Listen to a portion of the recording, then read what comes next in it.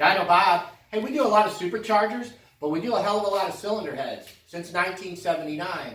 I'm going to go over some repair work and how we do it. This particular cylinder head here, this small black Chevy, they blew a cylinder out of it. You know, it's welded up. We're going to have to replace the guides. We're going to have to put some seats in with copper press.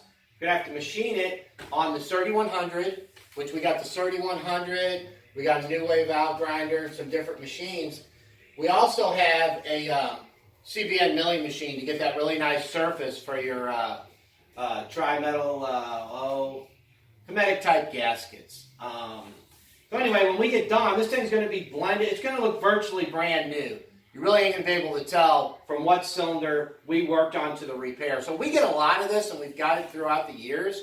So if you have any busted heads or have any questions or need information, please give me a call, 636-949-2275.